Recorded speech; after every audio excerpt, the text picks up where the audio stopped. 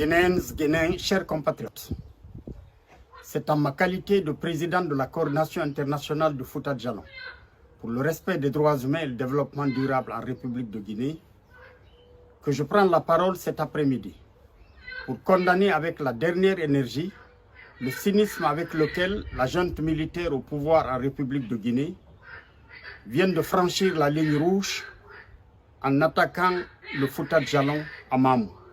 Mamou, où ils viennent de déclencher une opération de destruction sauvage, sans préavis ni accompagnement des habitations de nos pauvres populations.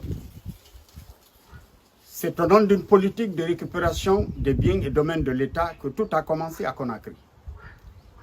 Parmi les bâtiments visés figurait celui du leader politique Mamadou Cellou Dalein Diallo à Dixine. Un bâtiment que ce dernier a acheté dans les règles de l'art sur la base d'un décret présidentiel signé de feu général Lansana Conté.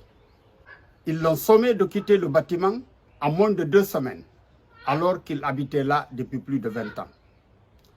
Pendant que sa plainte suivait son cours normal à la justice, vous, colonel Mamadi Doumbouya, avez envoyé les forces de l'ordre et un bulldozer raser son bâtiment pour y implanter une école comme si c'est l'espace qui vous manquait. Pendant que le peuple de Guinée tout entier était scandalisé par votre acharnement contre le vainqueur des élections présidentielles du 18 octobre 2020, vous n'avez rien trouvé à faire que de laisser tous les domaines de l'État à Conakry, en particulier celui de la SIG Madina et de la CAS Madina, et tous les domaines publics de Koya, de Kindia, de la Basse-Guinée en général et de la Haute-Guinée pour atterrir à Mamou, à 50 km de Timbo, la capitale du Fouta théocratique, avec comme programme de continuer sur Dalaba, Pita Labé, où les maisons à détruire auraient été déjà marquées. Alors tout est clair aujourd'hui que c'est l'ethnie Peul qui est visée. Et nous trouvons cette mesure discriminatoire et intolérable. Et c'est pourquoi je vous mets en demeure d'arrêter immédiatement ces hostilités et de réparer les préjudices causés. À votre arrivée au pouvoir le 5 septembre 2021, vous avez pris des engagements devant le peuple de Guinée. Vous avez promis que la justice allait être votre boussole et que l'ethnie était morte, que vous n'alliez pas faire de recyclage. Vous n'avez respecté aucun de vos engagements. L'ethnie est aujourd'hui plus que jamais mise à l'honneur. Tous les postes clés du gouvernement sont occupés par des malinqués. Du poste de secrétaire général à la présidence avec rang de ministre, au poste de ministre de la Défense, au poste de ministre de l'administration du territoire, au poste de ministre de l'économie et des finances, au poste de ministre du budget, au poste de ministre des Affaires étrangères, au poste de ministre des Mines et de la Géologie, au poste de ministre de la Justice, au poste de ministre de la Pêche et de l'économie maritime, au poste de secrétaire d'État aux affaires religieuses avec rang de ministre, au poste de secrétaire général du gouvernement, au poste de haut commandant de la gendarmerie nationale. Tous ces postes sont occupés par des malinqués. Alors où sont les autres ethnies, colonel? Vous avez mis en place le CNT, Conseil national de transition, composé de vos parents et amis, au mépris des leaders politiques que vous avez marginalisés. Parmi vos recyclés figurent les promoteurs du 3e mandat d'Alpha Condé, en particulier M. Dansa Kourouma et M. Charles White, que vous avez propulsés respectivement au poste de président du CNT et de procureur de la République. C'est comme ça la refondation de l'État, colonel.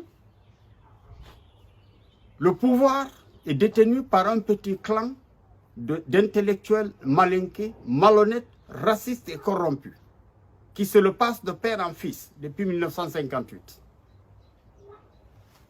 Ils l'exercent par la force des armes. Cette dictature, qui nous a ravis de nos intellectuels les plus éminents, a frappé particulièrement l'ethnie Peul. Cette ethnie qui a été ségrégée, marginalisée, exclue, persécutée, victime d'arrestations et d'emprisonnements arbitraires, de torture, d'assassinats par pendaison publique, par diète noire au Cambouaro, par fusillade, parfois par enterrement de personnes vivantes. Je ne voudrais pas parler du massacre au stade du 28 septembre en 2009, où des femmes abandonnées à elles-mêmes ont été publiquement violées, humiliées, bafouées dans leur dignité. Ni des crimes économiques et des crimes de sang commis pendant le régime d'Alpha Condé, allant de la fusillade de nos jeunes à la fleur de l'âge, au viol collectif organisé sur nos jeunes filles mineures et nos femmes, même mariées, et parfois en présence de leurs maris et de leurs enfants. Aux incendies criminels de nos magasins, de nos maisons et de nos plantations, au massacre de nos troupeaux en pleine brousse. Qu'est-ce que vous ne nous avez pas servi pendant ces 63 ans? Alors, aucun acte de justice n'a jamais été posé.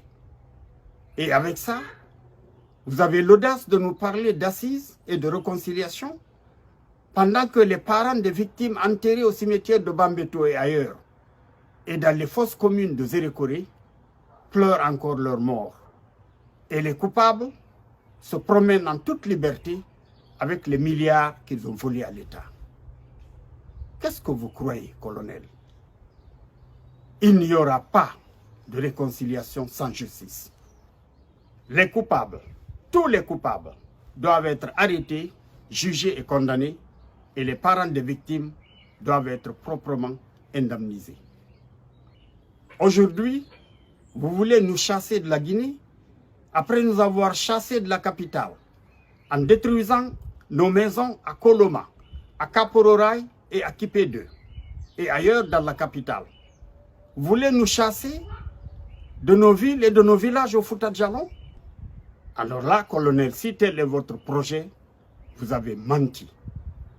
Le Fouta Djallon, la terre de nos ancêtres, est sacrée et doit être respectée, au même titre que toutes les autres régions naturelles.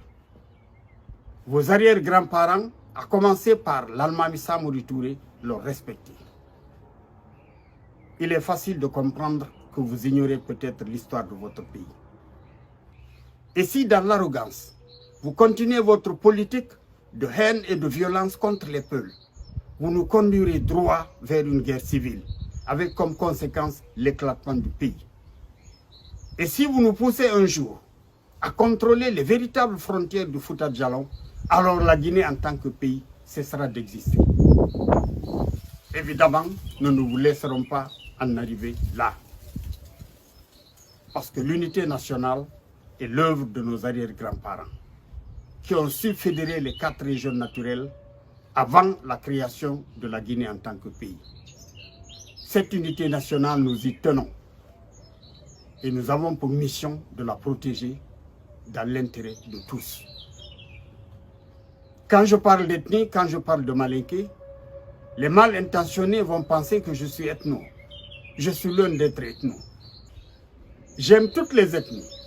J'aime l'ethnie Malinké, à laquelle j'appartiens en partie, parce que ma grand-mère maternelle est Malinké. Mais l'ethnie Malinké elle-même est victime de cette prise d'otage par ce petit groupe qui dirige le pays d'une main de fer. L'ethnie Malinké est victime de ces dictateurs qui sont à la tête de l'État depuis 1958, qui n'ont rien fait pour sortir le pays de la misère. Depuis 1958, des ministres et des ministres d'État d'origine mandingue se sont succédés au pouvoir. Qu'est-ce qu'ils ont bien fait pour la Haute-Guinée? Allez voir dans quel état vivent mes oncles et mes tantes de la Haute-Guinée. Ils vivent dans la véritable misère, au même titre que tous les autres Guinéens. Il n'y a pas d'eau, pas d'électricité, pas de route. Alors c'est ce que vous voulez laisser continuer? Je crois que non, le moment est venu pour qu'on se ressaisisse. Je suis plutôt pour la justice. Et je considère que nul n'a le droit de penser qu'on peut de façon éternelle dominer une ethnie, la soumettre, l'exploiter sans conséquence. Nous devons comprendre que pour rassembler les Guinéens, nous devons le faire sur la base de la justice.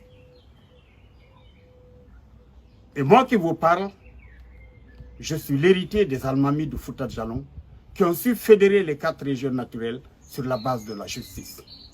Et cet héritage, je le garde avec fierté. Mon ambition aujourd'hui, c'est de rassembler le peuple de Guinée tout entier, mais sur la base de la justice. Toutes les ethnies doivent être traitées sur un pied d'égalité. Tous les citoyens guinéens doivent être traités sur un pied d'égalité.